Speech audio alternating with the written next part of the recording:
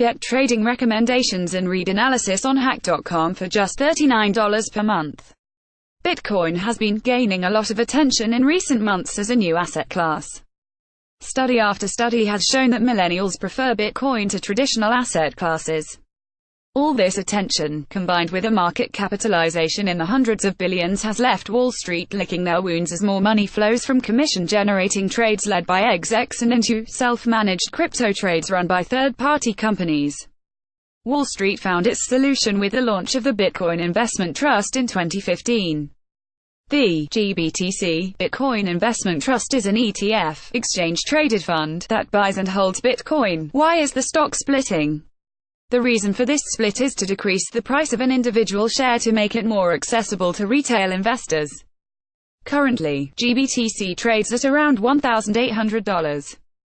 This means newer retail investors using apps like Robinhood might not even be able to buy a single share, and if they would use most of their portfolio to do so. In order to solve this problem, a split is occurring in which every current shareholder will get 91 shares that are priced proportionally cheaper. Because this ETF represents an underlying asset, the amount of Bitcoin it represents is also going to decrease. Currently, every share represents around 0.092 Bitcoin. After the split, every share will represent around 0.00101 Bitcoin.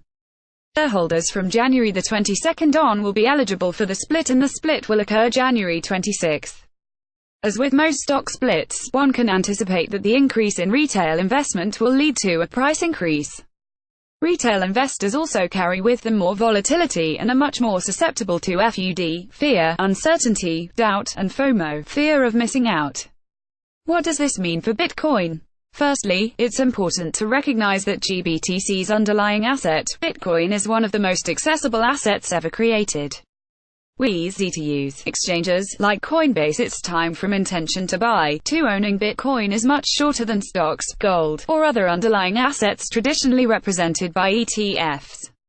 For instance, we've seen Coinbase growing at insane rates of 125,000 users per day.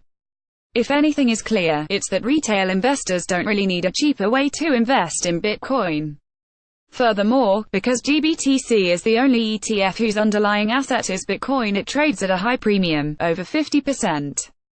This means if you can buy a Bitcoin for $10,000 on Coinbase, the shareholding equivalent of a Bitcoin on GBTC will cost you $15,000.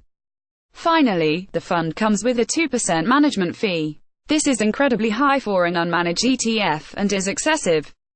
Nonetheless, it should be interesting to see what kind of effect the split has on the price. Despite all the reasons not to invest in the ETF over Bitcoin, will retail investors snap it up as fast as they have anything else associated with crypto? Time will tell. Featured image from Shutterstock. Follow us on Telegram. Advertisement: Jake Sylvester is the founder of Fishtrain.